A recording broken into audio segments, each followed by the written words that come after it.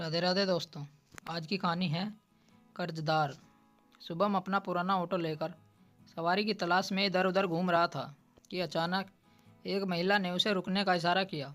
उसने ऑटो रोका तो महिला बोली, मेरी कार खराब हो गई है, क्या आप यहाँ से 5 किलोमीटर दूर मुझे छोड़ आओगे?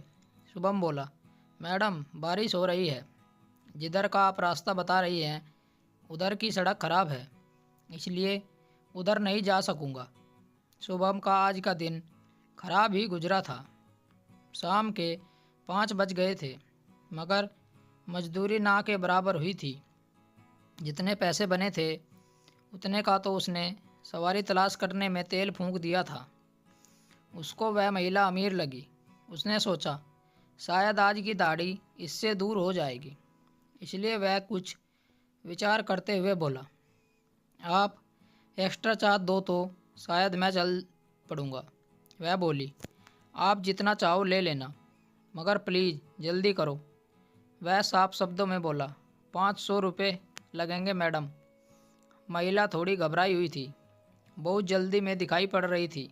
वह बोली, ठीक है भैया, ले लेना, मगर जल्दी चलिए। फिर वह महिला को लेकर उस दिशा में चल पड़ा जिधर का रास्ता उसने बताया था। शुभम ने ऑटो चलाते हुए बैक मिरर में देखा। वो महिला लगभग 30 साल की लग रही थी। उसके चेहरे पर उदासी झलक रही थी। ऐसा लग रहा था जैसे वो किसी परेशानी में हो। वह बार बार फ़ोन करके धीरे धीरे बात करने की कोशिश कर रही थी। कह रही थी कि कुछ देर रुको, पहुंच रही हूँ। शुभम बारिश के कारण सड़क पर बने पानी के गड्ढों से औरत को बचाता हुआ चल रहा था। जैसे ही एक जगह पहुंचा तो वह महिला बोली, आप यहीं ऑटो रोक दीजिए, मैं आगे पैदल चली जाऊंगी। और ऑटो से नीचे उतरने के बाद जैसे ही उसने अपना पैसों का बटुआ निकालना चाहा तो घबरा कर बोली, भैया पैसे तो गाड़ी में ही रह गए। आप ऐसा कीजिए, अपना नाम और एड्रेस बता दीजिए, मैं पैसे घर पहुंचा दूंगी। पैसे का बहाना सुनकर शुभम को बहुत गुस्सा आया, मगर महिला को परेशान देखकर उसने जल्दी से अपना नाम और एड्रेस बता दिया। वह फ़ोन में उसका पता नोट करती हुई तेज़ी से चली गई। शुभम अपनी पुरानी और जर्जर ऑटो को गड्ढों से बचाता हुआ वापस आ गया। ऑटो पुराना होने के कारण माइलेज बहुत कम दे रहा था। वापस पहुंचा तब तक डीजल की सुई लाल निशान पर आ गई थी। जेब में पैसे बहुत कम थे, इसलिए वह उस दिन घर चला आया। घर पर पत्नी को उसने पूरी बात बताई तो उसकी पत्नी सुनकर जल्ला उठ गई और बोली, मूर्ख आदमी, ऑटो के किराए की उधारी नहीं होती और तुम तो एक अनजान औरत से उधार कर आए। देख लेना, वो एक पैसा भी नहीं देगी। शुभम बोला, वह बहुत परेशान दिख रही थी और उसके पास पैसे भी नहीं थे, तो मैं ज़बरदस्ती कैसे करता? पत्नी बोली, जब उसके पास पैसे नहीं थे तो उसे ऑटो में बैठाया ही क्यों था? एक तो तुम यह कबाड़ ऑटो खरीद लाए हो, ऊपर से यह दरियादिली दिखा रहे हो, ऐसा कैसे चलेगा? शुभम बेचारा चुप रहा।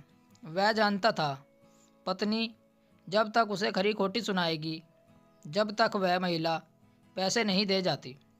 फिर धीरे धीरे दिन गुजरने लगे। ना वह महिला आई, ना उसके भेजे पैसे। फिर बिना जाने क्यों शुभम को भरोसा था एक दिन उसके 500 रुपये ज़रूर आएंगे। एक दिन वह सुबह सुबह अपने खटारा ऑटो को लेकर घर से निकलने ही वाला था कि एक नया ऑटो उसके घर के सामने आकर रुका और उसे चला रहा व्यक्ति ऑटो से उतरकर बोला, भाई साहब, यह एड्रेस बताना कौन से घर का है? शुभम ने देखा तो बोला, भाई यह तो मेरे घर का है, मैं ही शुभम हूँ। वह आदमी शुभम को ऑटो की चाबी देकर बोला, यह ऑटो आपके लिए किसी ने खरीदा है, लो चाबी संभालो।